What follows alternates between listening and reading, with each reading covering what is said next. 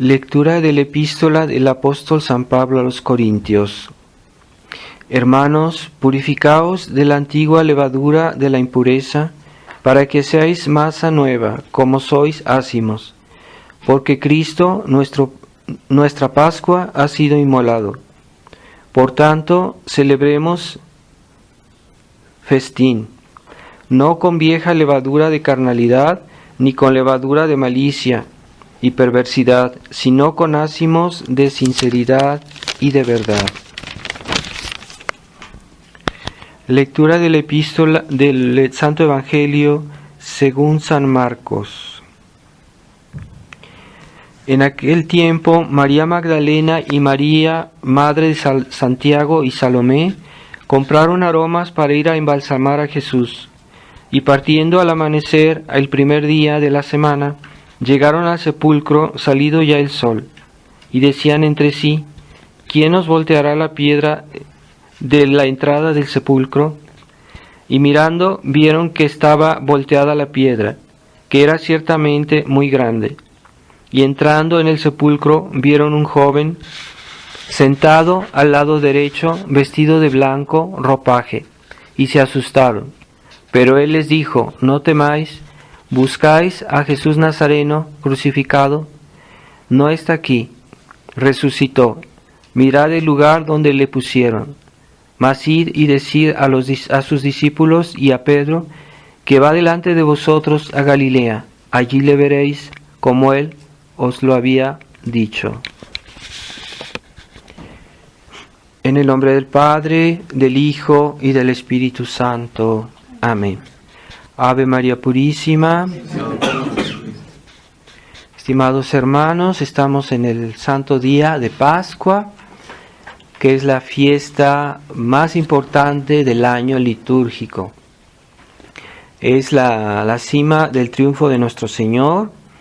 Toda la vida de nuestro Señor desde su nacimiento es una preparación a este momento, ¿verdad? Incluso su pasión. Su pasión es muy importante, que hemos meditado esta Semana Santa, pero su pasión nuestro Señor sufrió para que pudiéramos nosotros un día resucitar con Él, y entonces el objetivo realmente de su venida al mundo es hacernos, darnos su gloria, la gloria de su resurrección, que la participemos nosotros. Entonces, ¿en qué medida vamos a participar a su resurrección? En la medida que nos hayamos unido a Él, a sus ejemplos, a sus enseñanzas, a su fe, la fe que nos transmitió. Esa es la medida, ¿verdad? En el cielo hay muchas diferencias de gloria. Algunos tienen una gloria muy grande, otras menor.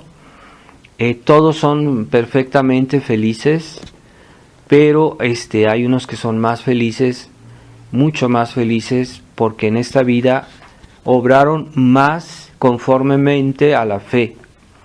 Entonces, esa fe que hoy el mundo desprecia es la condición de la vida cristiana. Si no hay fe, no hay vida cristiana. No es posible, no hay vida cristiana posible sin fe.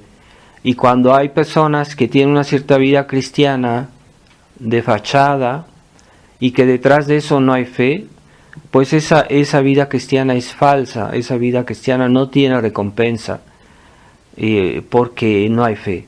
Y ciertamente hoy hay muchos católicos que han perdido la fe, que tienen la apariencia, que obedecen a los pastores de la iglesia modernista y que tienen la apariencia de cristianos, pero ya han perdido la fe. Es el drama. Algunos otros tienen la fe, pero su fe está como oscurecida, como desorientada, como tal vez son personas sinceras, pero están también engañadas, ¿verdad? Entonces, ¿quiénes realmente han perdido toda la fe? Pues no sabemos, esos son los secretos de Dios. Nosotros sabemos que es la fe que salva y que nosotros debemos ser fieles a esta fe. Y en la fe pues hay muchos grados. Hay unos que tienen una fe que casi está por morir. Hay otros que tienen una fe verdadera, pero que les falta obras, que les falta entereza. Y hay otros que tienen una fe entera, que son los más raros hoy en nuestra época, porque la profesión de la fe está casi defecto hoy en nuestra época. Son muy pocos los que profesan la fe católica enteramente, porque no basta decir yo soy católico, no basta decir yo creo en Jesucristo. Hay que creer en todo lo que dijo Jesucristo y hay que creer en todo lo que nos enseña la Iglesia. Y no solo eso, hay que tener una actitud que corresponde a esa fe. Y hay muchos que, aunque digan que tienen la fe, en sus obras no se nota. Quiere decir que su fe le falta interés. Y esa fe, como dice nuestro Señor, es nuestra victoria. ¿Nuestra victoria sobre quién? Sobre el mundo. Y tenemos nosotros 3 enemigos que la Iglesia siempre nos ha propuesto, los 3 enemigos del alma, que son el mundo, el demonio, la carne. Y ¿cómo podemos saber que por qué son nuestros enemigos? Porque se oponen a la fe. Entonces, cuando decimos pues el mundo es el enemigo de nuestra alma, no todo en el mundo, porque el mundo Dios lo creó, el mundo físico, pero hay un mundo moral que es en la medida que las personas y que nos rodean se oponen a la fe, en la medida que no aceptan la fe, en esa medida es el mundo, en esa medida puede ser nocivo para nosotros. Ese mundo puede ser ¿cómo se dice? Agresivo hacia nosotros, hacia nuestra fe, tal vez no a lo demás. Hay personas que pueden decir que nos quieren mucho, pero no nos quieren según la fe. Entonces ese amor no es es muchas veces nocivo, porque esa gente nos aleja de Dios y nos hace daño por querernos hacer un bien puramente humano. Entonces es el mundo, eso es el mundo, y el mundo nos hace daño. Es en ese sentido que el mundo es nuestro enemigo. Entonces tengamos claro, en la medida que el mundo, las personas, el mundo que nos rodea se opone a la fe, a nuestra fe, en esa medida es nuestro enemigo. Entonces no quiere decir que no vamos a querer a nuestro prójimo, no vamos a rezar por él, pero tengamos claro que eso nos afecta, nos debilita la actitud de esas personas, porque no creen, porque no tienen entereza en su fe. Y también en nosotros mismos, cuando dice el enemigo del alma es la carne, pues es todo aquello que nosotros, nuestras personas, se opone a la fe, o que pone obstáculo a la práctica de nuestra fe.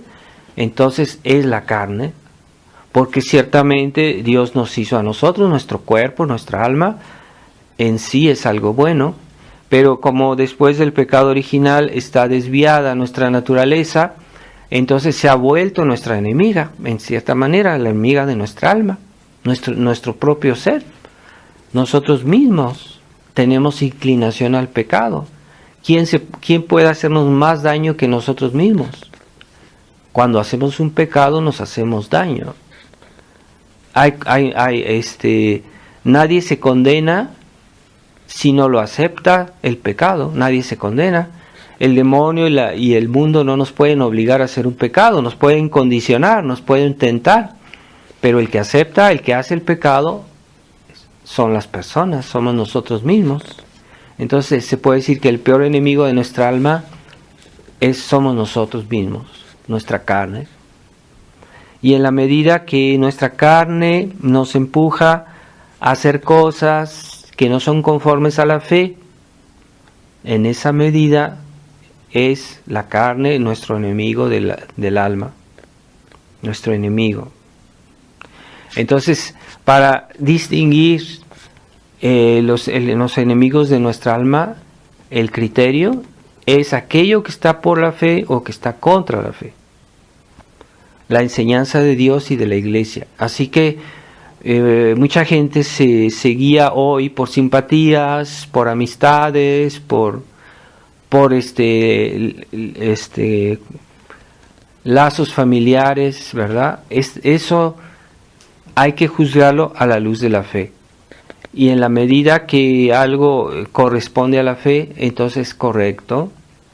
Y en la medida que se aleja o que se opone, hay que decirnos que nos es nocivo y que es nuestro enemigo, aunque no hay que tener siempre esa palabra de una manera como decir, hay personas que nos dañan, pero bueno, de todos modos tratamos de quererlas, de ayudarlas, pero en cierta manera nos afecta su actitud. Por eso debemos tener cuidado, ¿verdad? Y después el enemigo también del alma es el demonio.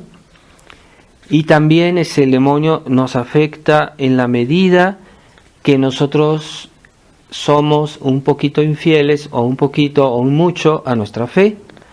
Si nosotros somos fieles a nuestra fe, el demonio no nos puede dañar, no nos puede afectar, no nos puede tentar, porque nuestra fe es superior a toda la astucia diabólica.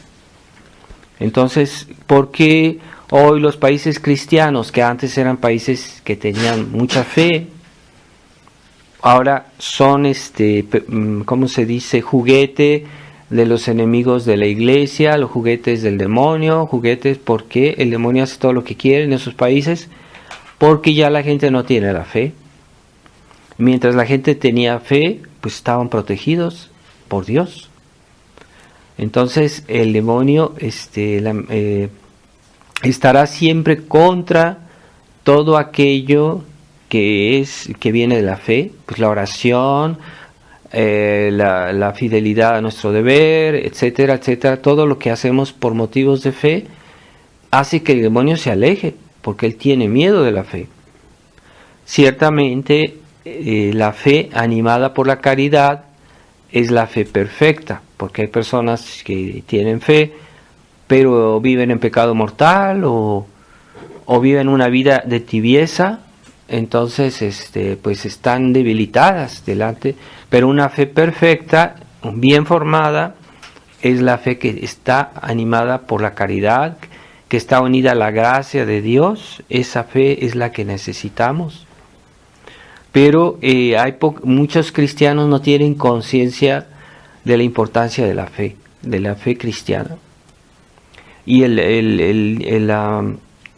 día de la resurrección es tan importante porque es la prueba de la divinidad de Jesucristo, la resurrección de nuestro Señor. Y es el fundamento de nuestra fe. ¿Por qué creo yo en Jesucristo? Porque Él es Dios.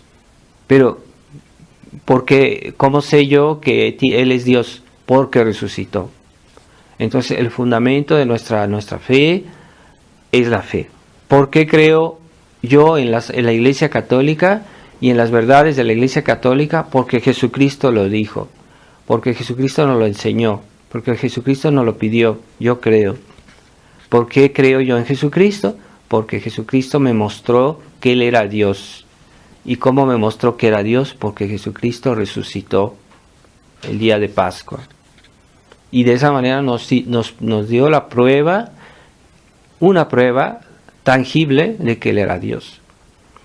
Entonces, en el modernismo se dice que la fe es una opción puramente personal, que cada quien cree porque tiene la impresión que eso le hace bien, que eso le gusta, y entonces cree porque es una cuestión puramente personal. Pero no es así, ¿no? La fe tiene un fundamento histórico y se puede probar que Jesucristo resucitó. No es una cuestión que yo tengo inclinación por esto y que es un sentimiento personal, como hoy se nos quiere hacer creer, ¿verdad? Entonces fulanito tiene sentimiento de que le gusta otra religión y entonces está bien que haga eso según el modernismo, y otra persona le gusta otra religión y se hace budista, pues qué bien, que haga lo que quiera. No, es que no nos guiamos nosotros por sentimientos, por impresiones, por una cuestión puramente personal, un gusto personal, una inclinación personal. Nosotros nos guiamos en algo, en una prueba histórica real de la existencia y resurrección de nuestro Señor. Entonces se está debilitando esta fe y los motivos de nuestra fe, y el concepto mismo de la fe ya no es el mismo. O sea, hoy como se lo entiende en la iglesia moderna, no es la misma fe, porque la fe, como siempre la iglesia lo enseñó, es un concepto diferente y no es un sentimiento, una inclinación personal, ¿verdad? Como dicen, una persona tiene una inclinación a algo y dicen que tiene fe, pero no. La fe es algo que está en la inteligencia. Yo sé algo que Dios dijo y creo, lo acepto. Eso es la fe. Pero que yo reza con mucha devoción, que bueno, eso no es fe, eso tal vez sea caridad, tal vez sea, pero la fe es un asentimiento de la razón. Y el modernismo nos quiere hacer creer que no. Y entonces ya hoy muchos católicos, cuando ven que alguien tiene mucho sentimiento, dicen, tiene mucha fe. No es cierto, eso no es fe. Puede ser devoción, puede ser piedad, pero es una consecuencia, un fruto de la fe, pero no es la fe. Entonces, hay una piedad que no está animada en la fe, es una falsa piedad, y no, esa piedad no es agradable forzosamente a Dios, ¿verdad? Hay que tener cuidado. Entonces, en la medida que nuestra piedad, nuestra devoción, nuestro amor está inspirado en la fe, en esa medida esa piedad acepta a Dios y tiene valor. Pero en la medida que no se somete a la fe, entonces esa fe, esa devoción es incluso desagradable a Dios, es reprobable, se vuelve reprobable. Entonces, pongamos los carismáticos, los protestantes, que el movimiento carismático viene del protestantismo, y según ellos tienen mucha devoción, tienen muy sentimentales sus cantos, sus actos públicos son muy sentimentales. Pero eso no es agradable a Dios porque no está inspirado en la fe católica. Entonces, cuidado, no dejarnos arrastrar por esa mentalidad, y que nuestra fe es algo muy, muy claro, muy definido, nuestra fe católica, pero se fundamenta en la resurrección de nuestro Señor. Y esa es la piedra de toque para protegernos de los tres enemigos del alma. Entonces, si tenemos claro lo que es nuestra fe, podemos defendernos y saber dónde están claramente los enemigos del alma, el mundo, el demonio y la carne, y saber en qué medida son nuestros enemigos, ¿verdad? Porque ciertamente nuestro cuerpo Dios lo creó, pero nuestro cuerpo está enfermo por el pecado original, y entonces podemos confundir lo bueno y lo malo. Entonces, ¿cómo voy a saber en qué medida yo debo contradecir a mi cuerpo o no seguir sus inclinaciones? Pues en la medida que él se manifiesta contra nuestra fe, la enseñanza de la iglesia, los 10 mandamientos, la enseñanza de Jesucristo, el ejemplo de Jesucristo. Ahí yo puedo distinguir. Pero aquellas personas que no tienen la fe están desamparados y se guían por sus propios juicios y se equivocan mucho, porque no tienen el criterio de la fe. Así que tengamos claro. Y bueno, la fe pues es muy exigente, pues no solo conocer esa enseñanza de Dios, sino también practicarla. Porque cuando alguien no hace lo que dice creer, en realidad no lo cree. Y si no lo hace bien, quiere decir que no lo cree bien. Y si lo hace más o menos, pues también cree más o menos. Entonces, cuando hay un católico, un tradicionalista que dice yo soy por la fe total, por la fe total de la Iglesia, pero en sus actos no se ve esa coherencia de sus actos con su fe, o que hace actos ambiguos, o que hace compromisos con el demonio, con la carne, con el mundo, entonces esa fe no es tan sólida como él dice ser, ¿verdad? O esos tradicionalistas que quieren hacer compromisos con la iglesia oficial, o tienen posiciones que a veces algunas opiniones un poco contestables, que no son seguras, y bueno, eso denota que no es una fe que tiene algún problema, y que no es una fe entera, ¿verdad? Entonces, ciertamente el mejor ejemplo de la práctica de la fe son los santos, y quién no es más, Jesucristo, la Virgen María. Jesucristo no tenía la fe porque él era Dios, y él tenía la visión beatífica.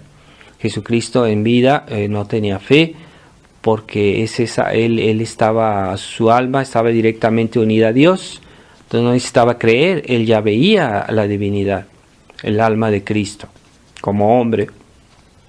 La Virgen María, pues era la persona que practicó la fe más perfectamente en toda la historia, pero hoy ella ya está en el cielo, y ya tiene la visión beatífica, y entonces ya no tiene la fe. Su fe ha sido reemplazada por la visión directa de Dios. Nosotros no tenemos la visión directa de Dios, por eso creemos. Pero el día que esperemos, Dios mediante, un día que lo estemos en el cielo, pues ya no vamos a creer, porque vamos a ver, ¿verdad? A ver a Dios directamente. Pero tengamos presente que la persona que en la historia practicó la más heroica, más grande virtud de fe fue la Santísima Virgen. Y esa fe pues era perfecta, porque su vida era perfecta, conforme a la fe, porque la Virgen era inmaculada, sin pecado, sin restos del pecado original, como nosotros ya desde niños tenemos inclinación al mal, pero la Virgen no. Contrariamente a lo que decía últimamente el Papa Francisco, que hablando de San José y la Virgen María decía, pues ellos eran pecadores como nosotros, pero eso es una herejía, está negando la Inmaculada Concepción. Es gravísimo decir eso, y él lo dice con un lenguaje coloquial, así como que no tiene importancia decir algo así, es gravísimo. Entonces, pues con esa superficialidad, este Papa está haciendo perder la fe a la gente, de una manera que la gente lo toma como a broma, y esa superficialidad de los católicos de hoy, que todo en este mundo ayuda a ser superficiales, ¿verdad? Todo lo que hay todo lo que hay hoy en el mundo nos ayuda a vivir esa superficialidad y a minimizar la fe, a minimizar nuestra fe católica. Entonces tengamos cuidado de no adquirir esa mentalidad superficial y tener una fe sólida, fuerte. Hay que pedir mucho eso, pero si queremos protegernos de los enemigos del alma, tengamos bien claro que es la fe la que nos hace distinguir lo que está bien, lo que está mal, incluso en muchas cosas, ¿verdad? A veces leemos un libro o alguien nos platica algo, entonces ¿cómo yo voy a distinguir lo que es bueno de lo que es malo? Pues siempre hagamos referencia a nuestra fe. La enseñanza de la fe está contenida en nuestro catecismo, la enseñanza de la Iglesia, la enseñanza de la Iglesia antes del concilio, y tengamos esa siempre presente en nuestra vida esa vida de fe, que se pueda decir que todo lo que hacemos sea por motivos de fe. Todo, aunque trabajemos, aunque comamos, aunque durmamos, que sea solo para agradar a Dios, para servir a Dios, para salvar nuestra alma. Y no estamos perdiendo nuestro tiempo. Queremos ser útiles, queremos hacer algo útil en nuestra vida, sigamos nuestra fe y entonces estamos seguros que no perdemos el tiempo, que no estamos haciendo algo que no está bien o que no es correcto. Vamos a pedirle en esta Santa Misa a Nuestra Señora la virtud de fe, ella que nunca dudó en la pasión de nuestro Señor, que ella nos dé una fe fuerte, una fe.